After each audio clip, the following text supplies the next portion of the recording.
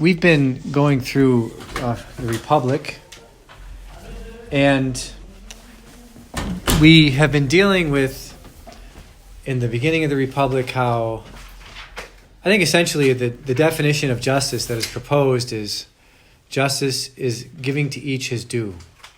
I think from that definition you can extrapolate the common good. Right? The common good is the tranquility of order. And the tranquility of order ultimately ends up being the set of conditions in which the various individuals and groups and the society as a whole are healthy, they flourish. I think there's an analogy that can be made between the health of the body and the health of the political community. Now again, I'm not saying that Plato comes up with the term the common good, but I think one of the challenges that Glaucon and Adeimantus make to Socrates is this challenge of if there's no justice, is it better just to kind of hide out behind the scenes in our little clubs and from there determine what justice is? Which I think is actually, it's very evocative of this point that St. Josemaria makes, that behind, I think if you understand it in the right way, it makes a lot of sense. It helps to explain a lot of things. Where our Father says that the ideas of intellectuals, right, the intellectual life, it's like the snow on the mountains. And it seems like it has no real effect. But eventually the snow on the mountains, it's kind of beautiful in the distance, but eventually the snow on the mountains melts and it comes down into the valley and it fertilizes or not, depending on what's in it, everything, everything. So we're doing a little bit of, and I think also you can see, our Father also says this, St. Josemaria says this, that you can see behind so many of the movements of society, you see intellectuals at work. I once got to know I did a little bit of research into, well, I could give several examples along these lines, but just there was a guy, he was actually a political scientist at one of the New York SUNY schools. And from there, he orchestrated from 1950, let's say 1950 to 1975. He was the architect, and he was the guy who really worked hard on a lot of these cases that basically, try to prevent Catholic schools from getting government funding, and that try to create a kind of wedge of separation of church and state, especially when it comes to education. And he's by the time he retired in around 1980, he saw himself as fairly successful, and he gave several speeches to this effect. I think you can see it in examples like Dwight. I mean, Dwight, as an intellectual from his position, has been able to initiate some events or make some moves in the realm of the Supreme Court. I mean, those are just some smaller examples. I could point to other ones, but I think so. One of the important, this reality that Glaucon and Adeimantus point to, that there is a kind of there is a position behind the political one that can very much determine what happens in politics and law and in society. I think it is describing something that's a potential reality. And in fact, I think, as we said in one of the earlier classes, that for many of the sophists, the ideal regime would be some sort of regime that on the surface looks like a democracy, but that in reality it is the oligarchic groups from behind the scenes who are setting the pace, both from the standpoint of legislation and policy and customs and norms. One of the things that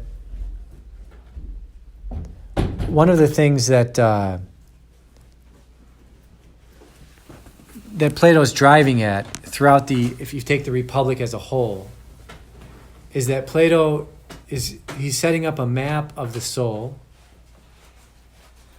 because he wants us to be able to acquire a kind of an apparatus for understanding the souls of the leaders. Because if you and this is not just I don't think he means this in the sense of like cheap politics, in the sense of, oh, I don't like that guy's character, I'm not going to vote for him, right? I don't think he means it in that sense. Because as we said, leaders can be in various sectors of society: science, education, religion, politics, business, military, sports, entertainment. But I think what he means by this is if you can develop this apparatus for understanding the souls of the leaders, you can start to understand what the future of that society is going to be like. I think also you can enter into those sectors with an attitude of, if you have the talents and if things work out, right, of being one of those leaders. So, but there's also this criteria there's also this challenge that Glaucon and Adeimantus make. Is it better to be just than unjust? And so I think another aspect of the Republic is that if we look at this, if ultimately in the end we look at the soul of the just man and the soul of the unjust man, right? You can see by looking at the soul of the unjust man versus the just man that it's much better to be just. It's much happier. A person is much happier to be just. And this conversation culminates in book 9 of the Republic, where where Socrates describes, he basically shows the soul of the unjust man, who has come to power based on a kind of Machiavellian approach to life. And because he's come to power based on simply obtaining power, he's always living in fear of losing his power. And then, of course, book 10 of the Republic, Socrates also, that's where he comes up with the myth of the fellow who dies on the battlefield and has a vision of death and judgment, right? It has a vision of souls who die, and some of those souls who die, when they're shown these different places in the afterworld, and the souls choose the place in this myth. Each soul that dies chooses the place to go, where the place that best conforms with how he has shaped his soul during his life. And of course, those who have shaped their souls according to vice, they initially enjoy the first moments in the place that they've chosen, but then they realize it's the place of vice, and they realize they made a terrible decision, right? And after Socrates, by the way, just as an aside, there are people that say, oh, the Republic, it's all about censorship, right? And therefore, because Socrates in the books 3 and 4, he advocates censorship. I think if you actually look at the Republic and you look at books 3 and 4 and read it with any kind of sensitivity, what you realize that what Socrates is talking about, the education of children. And he's essentially saying, we have to censor Homer, right? But why do we have to censor Homer? Because who are the gods? I mean, the gods are basically glorified. They're always cheating on each other. They're committing adultery. They're sinning. They're not faithful. They're lying. They're cheating. They're stealing, right? The gods are they're performing all of these vicious activities, and they can perform them because they're gods, because somehow they're above what's human. So the whole point of when Socrates says we should censor Homer, what he's saying is, I mean, if you were to just ask, I suppose if you were to ask the National Association of Librarians, they might not have a problem with that anymore, because why? They're the ones always putting drag queens in front of people, right? But if you were to ask like a normal parent, do you think like your 4 or 5-year-old child should be reading stories about lying and cheating and adultery? Do you think that's a good idea? I think most parents would say no. Well, you're censoring then. I mean, you're a censor, right? So, anyway, once you get to the end of the Republic, Socrates says, well, we got to let the poets back in. Because we got to let the poets tell us stories about the afterlife, essentially. But then actually he has another critique of poetry. Right? He says we have to kind of lay out some rules for the poets. Why? Because poets always try to make the anti-hero into the hero, right? Or there's always the hero like Odysseus, who's cunning, But his cunning is oftentimes vicious, but his cunning leads to his success sometimes, right? So one of the points of the myth of is to try to come up with a myth that truly teaches the nature of justice and injustice, and what are the real rewards of justice and the real punishments for injustice. And of course, the whole myth of is it's about a soldier who supposedly has died on the battlefield, and he sees, death and judgment. And then, of course, then the last line of the Republic comes, where Socrates says, "If this story I think is true, right? And we're going to have to hold it unless someone can return from the dead and give us the full account of justice." And then the last line of the Republic, that story saves us. Right? So it's kind of a clever way of ending, a very prophetic way, and very clever of ending the book. Isn't it like a double? Doesn't also mean farewell or something like Yeah, that? Yeah, it can also mean farewell. Sometimes it translates that Yeah. way, but it misses that. Yeah. Yeah. So part of one of the purposes of the Republic, I think, just to go back to it, is to say, if you look at the soul of the unjust man by book 9, because he's living based on power, he's essentially following his passions. Right? And so he's always in fear of not getting this, he's always in fear of losing the power he has obtained. And actually, when we get to that point, we got to go through book 8. So, there's the classic scene in the Republic of the cave, right? The cave. In the cave, you have you basically have, if it were a room like this, on one side of the room, you would have the puppeteers, and in front of the puppeteers have these puppets, and there's a fire in the cave. And the people who are chained, looking at the wall, all they see are the shadows on the wall that the puppeteers are creating between the wall and between the fire and the wall. But they don't see the puppeteers. So, and then the whole drama of the analogy of the cave is, how do you get unchained from the wall? What you think you see on the wall is real, right? But then you lose your chains. You therefore start to leave the cave. And when you leave the cave and go out into the sunlight, it hurts your eyes at first. But your eyes have to get used to the light. And at first you go to a lake and you look at things in the lake. But then eventually your eyes get trained to looking at things in the lake and the sun, and then you can actually look at things themselves. And so part of the analogy of the cave is political, but part of it is also metaphysics. Right? It's how you go from just being enamored with false opinions or the delights of the passions or bread and circus of whatever. It's how you can go from that to eventually ascend to knowing being qua being.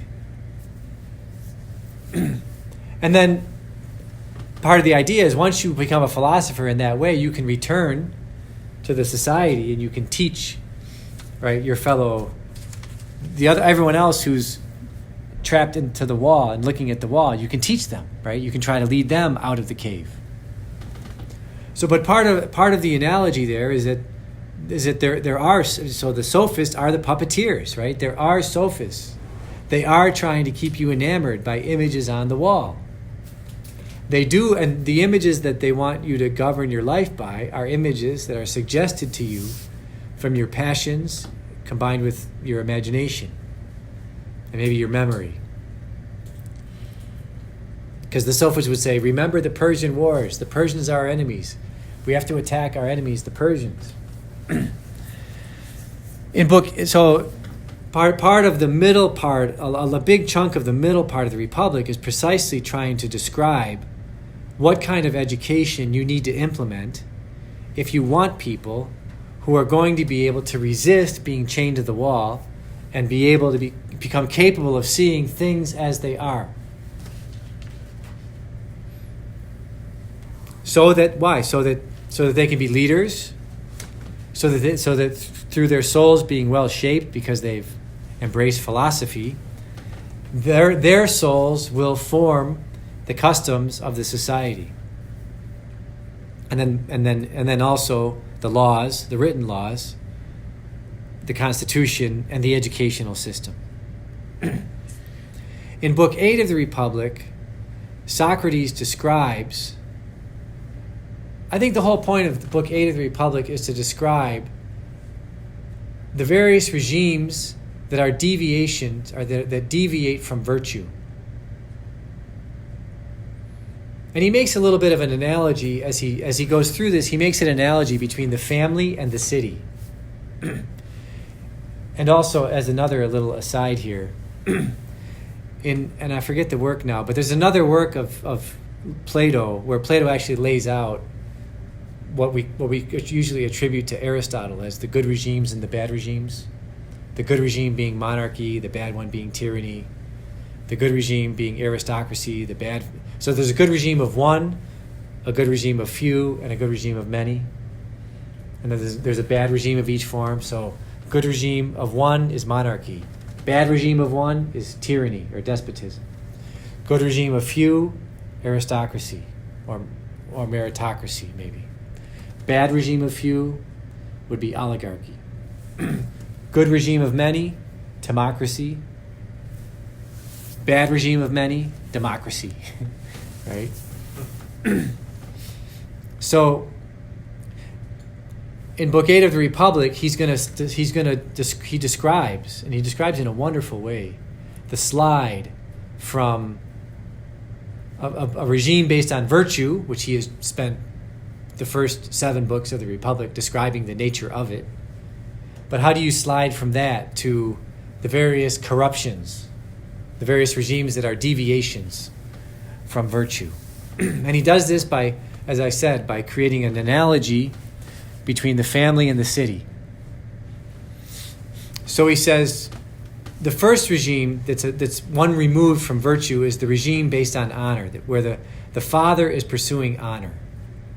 So it's not virtue, because the one who's pursuing honor, he wants the honor that comes to him. It's like virtue, and sometimes virtues are required in it, but he wants the virtues that come from victory. Victory in athletics, victory in battle, victory in war. Right? There's a certain recognition that someone gets when he performs in a competition, he does well, and then the others recognize him for the good that he's done. So what happens with the timocratic regime is that there comes a point where the dad does things that deserve honor, but he doesn't get from the others the honor that he deserves. And so Socrates says what ends up happening in that kind of a family, it's not that the mom sets out to do this, but the mom will sometimes, suffer and complain that her husband is not getting the honor he deserves. And so what happens?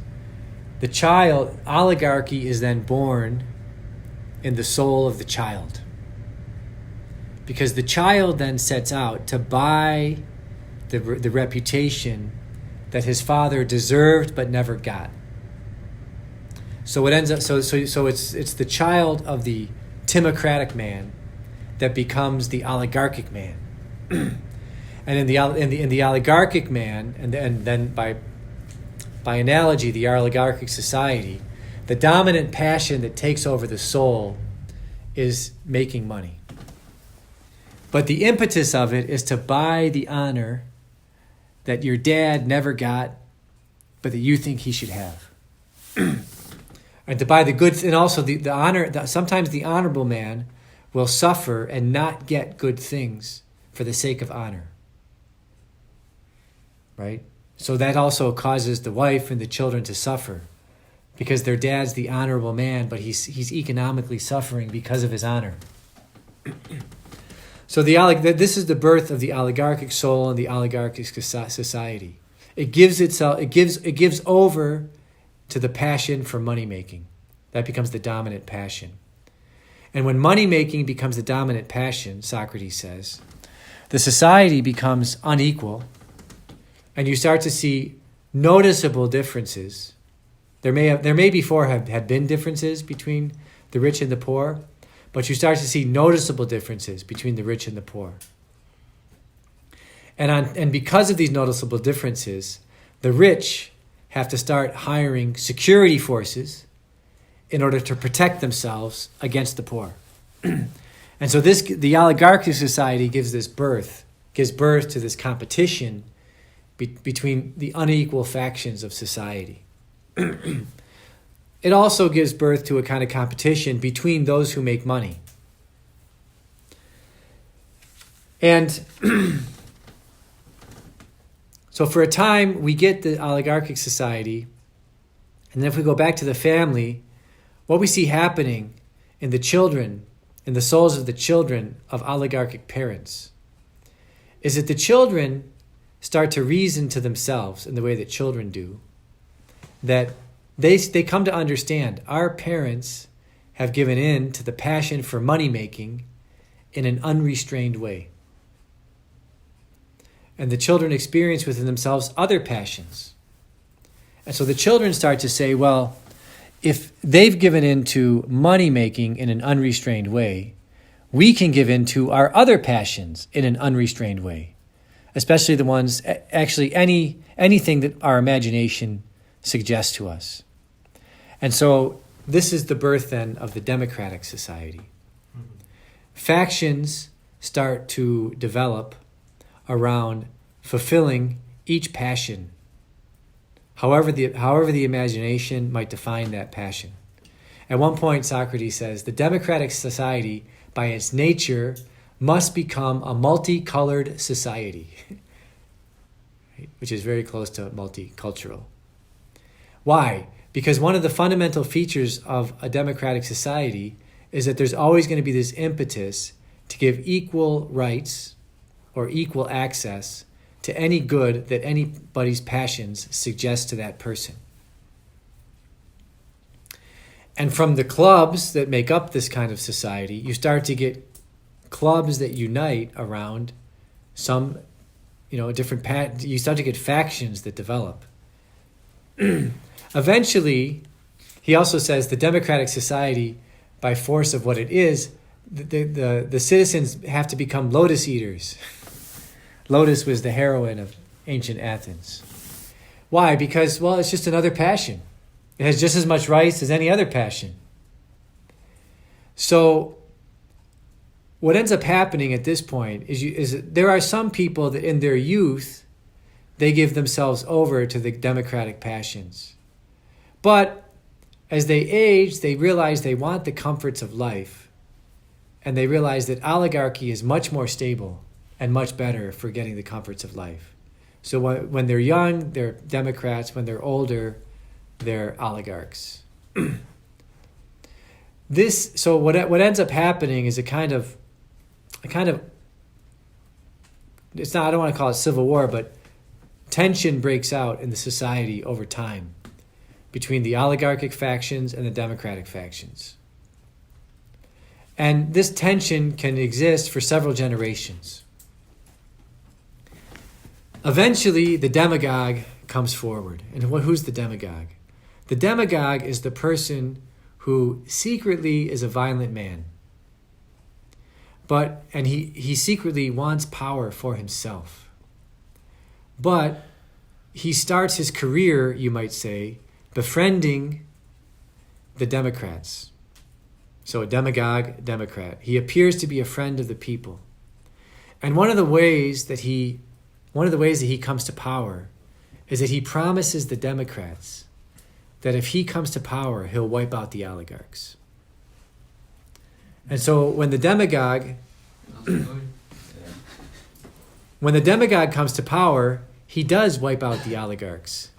But then he turns on the leaders of the democratic factions and he wipes them out too.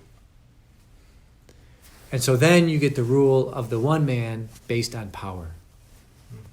Right? So essentially, Book 8 is a great map for how the passions take over in the soul, and how the strongest passion in the soul that will eventually take over is the lust for power.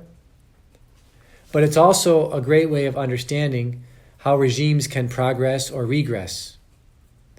And again, I think the point of Book 8 is in part is to say that you, as the student reading it, you, the reader, have to come up with what virtues do you need to install in each regime to prevent it from giving over to that passion or from regressing into the next regime that's not so good. So, I see your hand. I'll get to it. So I think you can see, though, also that there is this kind of progression in the United States since the Second World War, a kind of generational. So one time when I was being trained as a professor, they had us go to this. It was for all teachers. They had us go to this little teacher workshop for the state of Indiana, down in Indianapolis, and so they did the typical thing because there was teachers coming from all different schools all over the state. So they gave us little name tags, and they had us sit at tables in this big auditorium. And they said, we're going to do a little icebreaker. So I want you with your table. I want you to just talk about who your heroes are. And the first, as soon as that lady said that, the first thought that came into my mind was, we are never going to agree on who our heroes are. It's just not possible. Because I looked around at all the people, they were about my age. I'm like, there's no way we're going to agree on who the heroes are. We're just going to end up arguing about it the whole time, and we're going to have no agreement. And that's exactly what happened in my table. We just argued about it the whole time. No two people could agree on the same hero. So after about 10 minutes or whatever, but we chatted, we kind of laughed about it. Then after 10 or 15 minutes, the icebreaker ended. And then the lady gets up to give the speech, and in giving the speech, she basically was trying to talk to us about how you have to be aware of what generation you're from, and you have to be aware of what generation you're teaching in the classroom, because there are differences. And so she said, for example, table 1, who were your heroes? And table 1 stood up and said, our heroes, it was all these older professors, like 70 years old. Our heroes were Patton, Eisenhower, Franklin Roosevelt, kind of the list of people from the politicians and military men from that generation. And the lady said, that's exactly right. You're the great generation. You're the generation that's where people act for honor, where people are, so my platonic bells were going off at that point. And then she said, table, whatever the table was, tell us who your heroes are. And these are all people that were a little older than me. Our heroes were Gandhi, Martin Luther King, Marilyn Monroe, JFK, RFK. And she says, that's exactly what all of our research says. You're the baby boomers. You're the generation that became wealthy. The earlier people in the generation are the first to become wealthy, and then the later people in the generation embraced the sexual revolution and blew everything apart. And your generation, she says, your generation is like super optimistic about everything. Everything you touch, you destroy. It's like the anti-Midas touch, right? You tend to be narcissistic. Like you think that every problem that you have is like the problem that everybody needs to be attentive to and resolve. I know some journalists that are saying that a lot these days in relation to current events. But so then she kind of said to our table, okay, so she said, let me guess, you guys couldn't come up with any heroes. And we were like, yeah. She says, yeah, you're Generation X. Generation X, after the baby boomer, has no common heroes. Zero, zip, nada, nothing. And this was 2000. This would have been like 2010 or 11. So then she said, okay, now over here, the next generation. And they said, yeah, our heroes were John Paul II, Princess Diana, Mia Hamm. At the time, it was Mia Hamm, Tiger Woods, And then the lady was like, absolutely. All the research shows that your generation's heroes are religious figures and sports heroes. It's very funny. It's very funny. But I think a little bit you can see in that happening in the United States since the Second World War. A generation of people that fought in the war, they were motivated by honor. A lot of times they made sacrifices for their families, their children, made a lot of money. And then a combination of their children and their children's children became very wealthy. And you can see since the Second World War this kind of, going back and forth between these different, the oligarchic faction, the more oligarchic factions, the more democratic factions, right? Working behind the scenes in one way or another, sometimes in front of the scenes. So when I was at Notre Dame, there was a theology professor that had his class read The Republic in Intro to Theology, as being, because this was the only, and so he'd always give like a week's worth of lectures on what I just spoke about in 20 minutes. Johan, your question.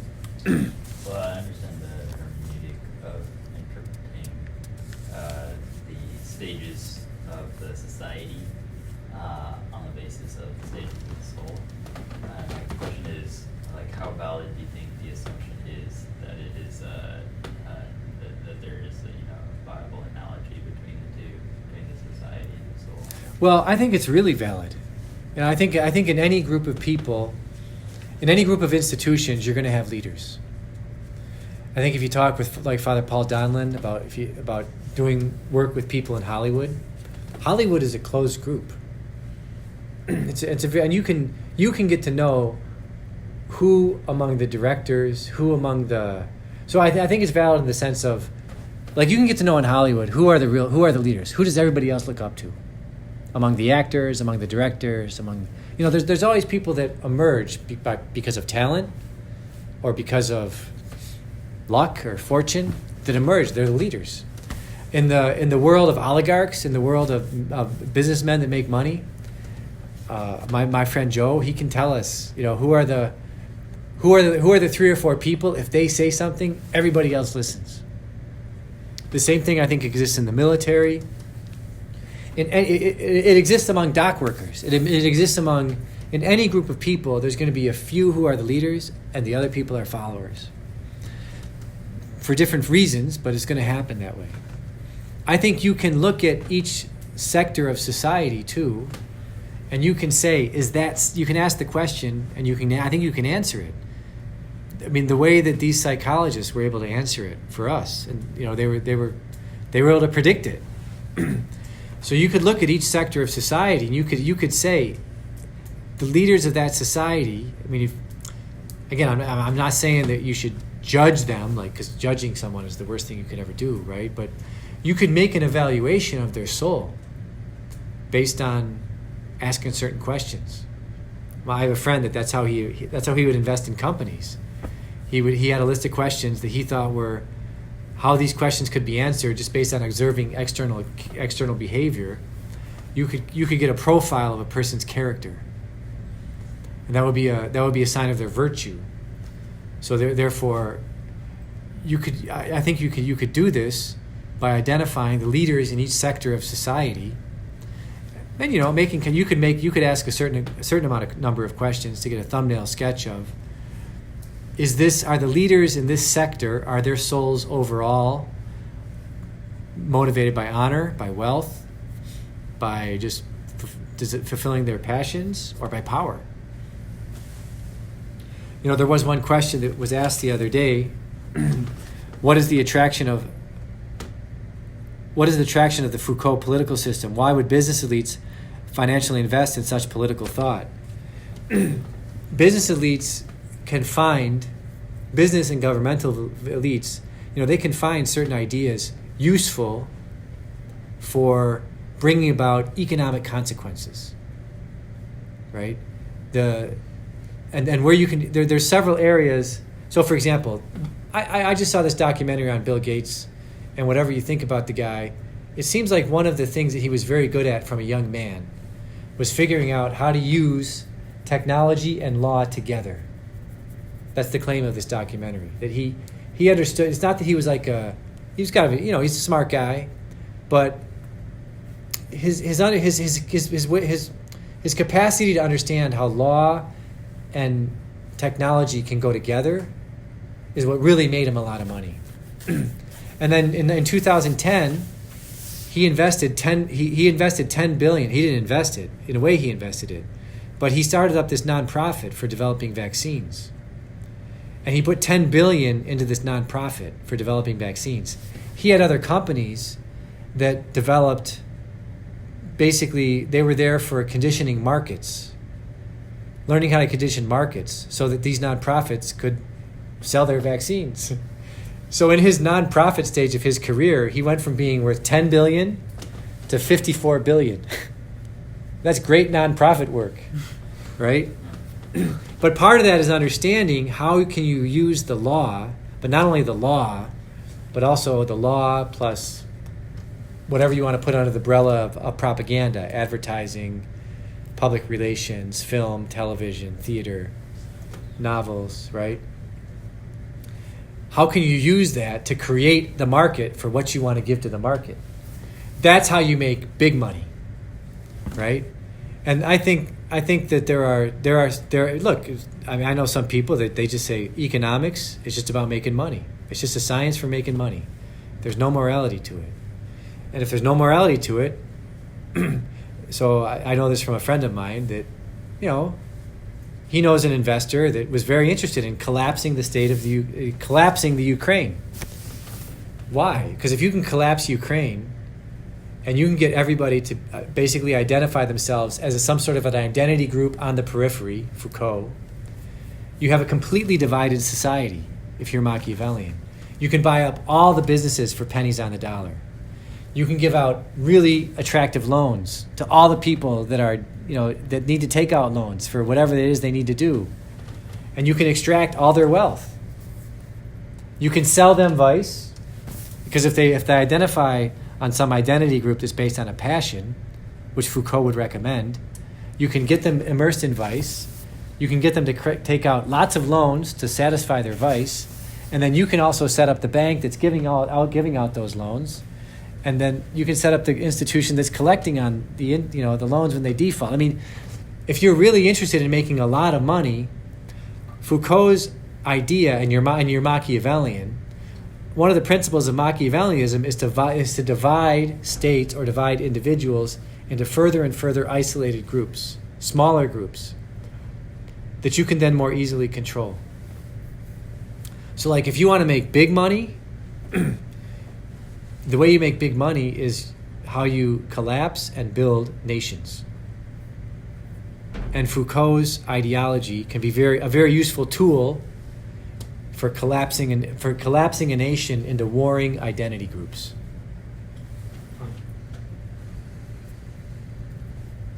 Where identity groups based on following some strong, whatever they think is their strongest passion.